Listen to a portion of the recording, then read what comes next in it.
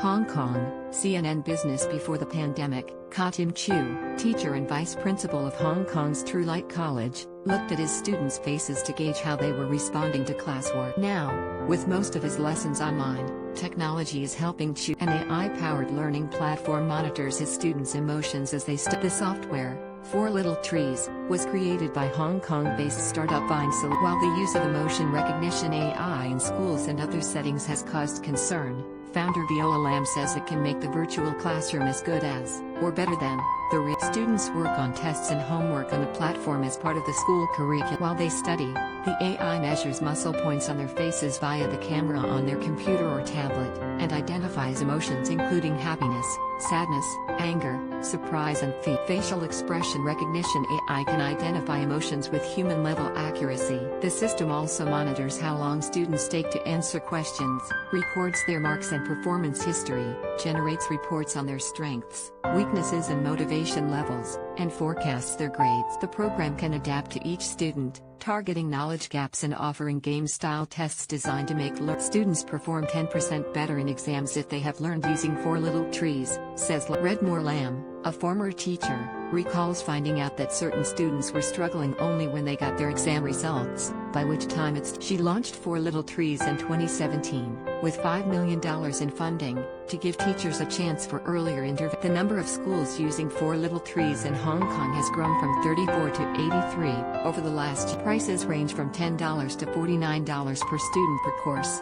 Lam says the technology has been especially useful to teachers during the pandemic because it allows them to remotely monitor their students' emotions as they learn. 4 Little Trees lets students earn coins for learning on the platform, which motivates them to. Chu believes the technology's benefits will outlast the pandemic, because it reduces his admin load by creating and marking personalized classwork. And, unlike teachers, the expression reading AI can pay close attention to the emotions of every student, even in a large class. But technology that monitors children's faces raises concerns about privacy. In China, AI that analyzes biometric data for surveillance purposes in schools and other places has sparked controversy. Lam says 4 Little Trees records facial muscle data, which is how the AI interprets emotional expressions, but it does not video students' face. The AI tracks the movement of muscles on a student's face to assess emotion.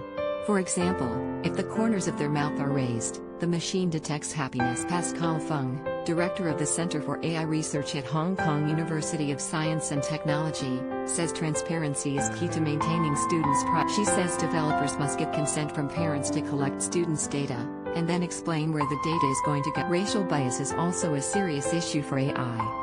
Research shows that some emotional analysis technology has trouble identifying the emotions of darker-skinned faces, in part because the algorithm is shaped by human bias and learns how to identify emotions from mostly white. Lam says she trains the AI with facial data that matches the demographics of this. So far, it has worked well in Hong Kong's predominantly Chinese society, but she is aware that more ethnically mixed communities could be a bigger challenge for the software. Experts say emotional expression can vary between cultures and ethnicities. Lam says Find Solution AI's emotion recognition works with 85% accuracy in Hong Kong. Fung says algorithms with very good settings can correctly identify primary emotions, such as happiness and sadness, up to 90%. However, more complex emotions, like irritation, enthusiasm or anxiety, can be hard. We can hope for 60% or 70% accuracy, says Fung, adding that most people can't identify complex emotions with a greater level of accuracy. Human beings are not good at reading facial expressions, she says. We would like to train machines better than the average human. As the AI improves, Lam hopes to develop applications for businesses, as well as schools, to better understand participants' needs and increase engagement in online meetings. And where human communication is concerned, AI can help to facilitate a better interaction.